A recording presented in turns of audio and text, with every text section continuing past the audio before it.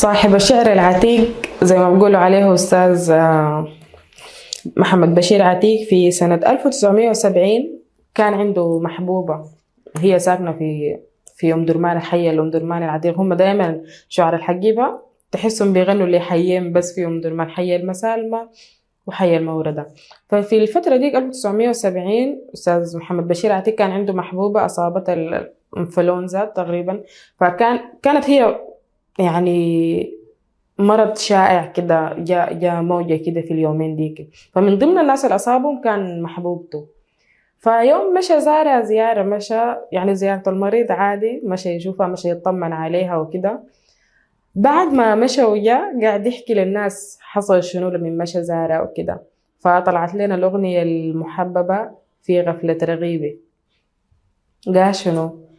في غفلة رغيبي رحت أزور حبيبي لقيته شوية حاسي، مشيت زرتها محبوبتي لقيتها يعني بعافية شوية أو مريضة شوية. فحصل شنو؟ قال لهم أول حاجة لقيتها قاعدة كيف، يعني هم بيسألوه أحوالها شنو، لقيتها كيف؟ قال لهم شنو؟ ضايع في سريره متوسد وثيره بين طيات حريره، حبي حياته وجلسته من حسنه اختلسته وفي سحره انغمسته بحديث دبلوماسي قال لي نوري ماسي وأحذر التماسي. قال لي ما الحصل إنه أنا مشيت لقيتها مريضة راكدة في سريرها، فقمت حييتها وجلستها وفي سحرها انغمستها. فهو بعد ما سلم عليها وقعد جنبها وشنو قاعد يعاين ليها كده. فقال لي من سحره التمسته في، يعني قال لهم أنا بس بقيت بس بعاين ليها، أنا بقيت يعني مجهي فيها كأنه أنا ما شايف أي حاجة تانية، ما قادر أتكلم، ما قادر أقول أي حاجة. فهي قامت بطريقة ظريفة شوية، كأنها حست إنه زول ده مثلا عايز، لما زول يعاين لزول تحس إنه زول ده عايز يقالدك، عايز يسلم عليك، عايز ياخدك في حضنه وكده. فقامت هي بحركة ظريفة شوية بحديث دبلوماسي قال لي نوري ماسي وأحذر التماسي بطريقة يعني بفوق كده. جاوبت له بفوق قال له أنا عيانة، يعني احتمال أعديك، فحاسب ما تسلم عليه ولا تقرب عليه. يعني هي ذات حست إنه هو عايز يعني يعمل الحاجة دي، لكن قالت له المهم يا زول ما تقرب لأنه هتتعدي. البيت الجميل شديد، نمشي نسمع ونجي راجع. متوسي سريره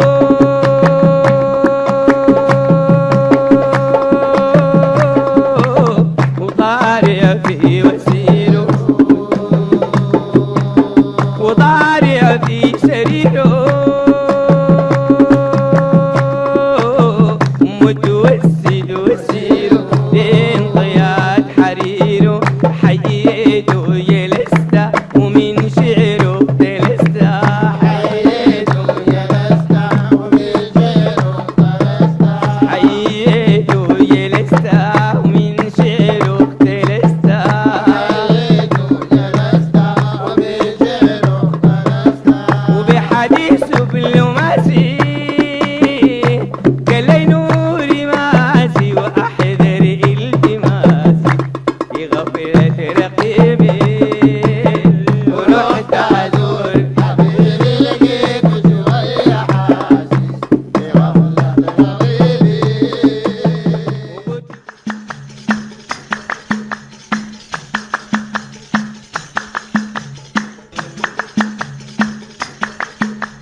وأثناء ما هو بيتكلم معاها وبيسألها عن حالة، قام قال أنا كده أسألها الحاصل شنو، مع إنه هو عارف هو عندها انفلونزا عادي، لكن هو بحب كلامها، بحب حديثها، بحب نبرة صوتها لما تتكلم. قام قال ليها شنو؟ قلت له بجمالك سحروك ولا مالك، صار يا حبيبي لونك فاتر زي عيونك. قال لي عندي حمى وبي صداع ألمة ومن أثر انتكاسي وتعذر نعاسي ولي يومين قاسي. قالت له وقعدت بعد ده تتدلع وتتشكى له، وقالت له أنا والله عندي حمى وعندي صداع وعندي داك وعندي داك، وهو لسه قاعد يعاين لها ولا كأنه يعني حتى وهي عيانة. قال لها يعني لونك الزول، احنا لما الزول والواحد فينا كناس عاديين ما عندنا محبوب يعني يغني فينا ولا يقطع فينا شعر، يقول لك الزول ده بقى شاحب بقى باهت، فهي عشان هو بحبها حتى وهي عيانة قال لها انت بمرضك ده لونك بقى فاتر زي لون عيونك، عيونها جميلة، عيونها ناعسة، عيونها فيها اللون البني، اللون الغامق ده. فقال لها انت حتى لو مرضت عيونك ما مشوا لي حتة بعيدة، لونك عفوا ما مشى لي حتة بعيدة، بقى لونه زي لون عيونك، بقى أجمل ما يكون. نسمع ونجي.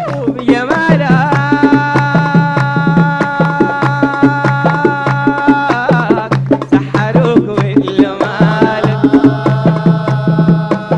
وصار يا حبيبي لونك شاحي زي عيونك، صار يا حبيبي لونك فاجر زي عيونك، صار يا حبيبي لونك فاجر زي عيونك، صار يا حبيبي لونك فاجر زي عيونك. قال لي عندي حمى وبي صداع الأمة، قال لي عندي حمى وبي صداع الأمة، قال لي عندي حمى وبي صداع الأمة، قال لي عندي حمى وبي صداع الأمة.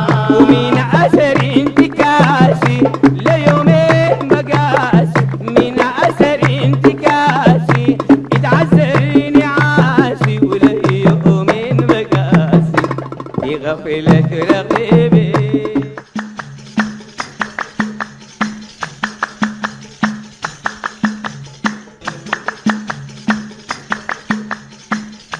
بعد ما قعدت تتشكليه وتقول له انا عيانه وانا مريضه وشنو، فالطبيعي لما زول يقعد يقول لي كده انا بدعي له بالشفاء، بقول له والله ان شاء الله ربنا يشفيك يا اخي، ان شاء الله ربنا يكمل عافيتك. لكن هو قال لها شنو؟ ما هو طبعا شاعر، هو ما زول زينا. قال لها شنو؟ قلت له في وسامتك وحلاوه ابتسامتك كفاره وسلامتك والف عزيز كرامتك يا الحافظ كرامتك، مهما كنت قاسي او لعهد ناسي ليك يزداد حماسي.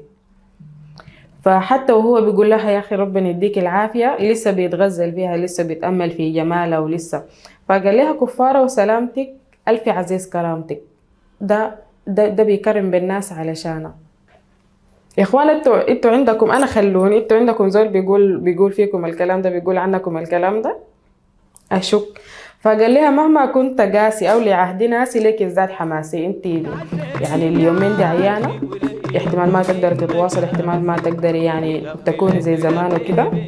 قال لها ليك يزداد حماسي، انا كل يوم بتحمس لك زياده، كل يوم كاني يعني لما اجي اشوفك كاني بشوفك من اول مره. نسمع عليك. وقلت له وسامتك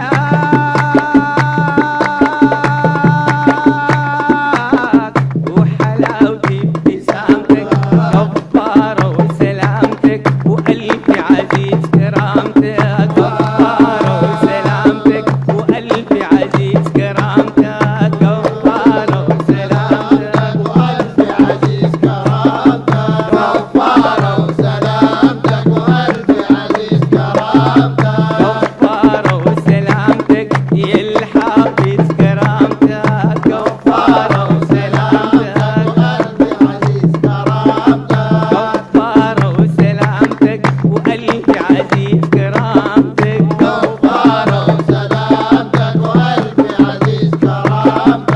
مهما كنت ناسي أو لعهد ناسي ليك ازداد حماسي في غفلة رقيب.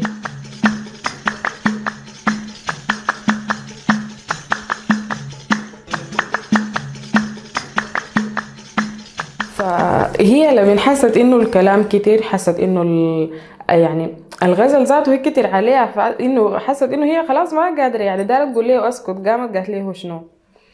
قالت لي او قال لي انت عاقل ما في لزوم تشاغل، وانا اللي روحي شاغل. قالت لي يا زول عليك الله انا زول عيانه ساوي وانت كلامك كتير فخفف شويه. قلت له شنو؟ قلت له انت روحي وانت سبب جروحي وانت لشعري موحي، يا روعة جناسي يا حبي الاساسي يا نسيتني ناسي.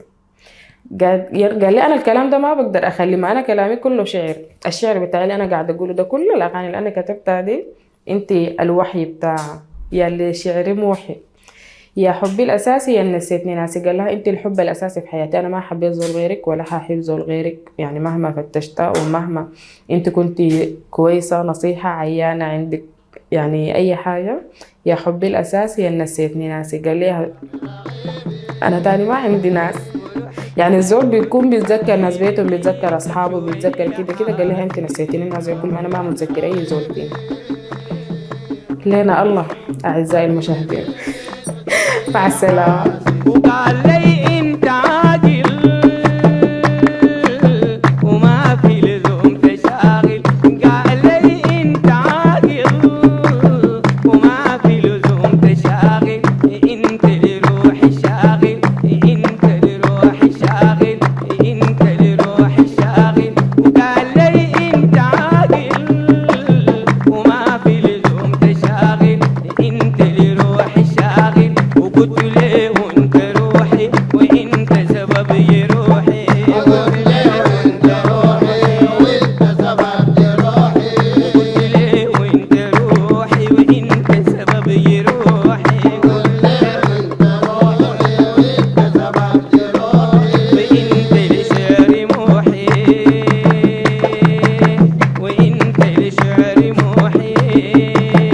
يا مصر جناسي ويا حبي الاساس في غفلة رقيبي، ورحت ازور حبيبي لقيت شوية حاسس في غفلة رقيبي، ورحت ازور حبيبي لقيت شوية حاسس في غفلة رقيبي، ورحت ازور حبيبي لقيت شوية حاسس في غفلة رقيبي، ورحت ازور حبيبي لقيت شوية حاسس في غفلة رقيبي.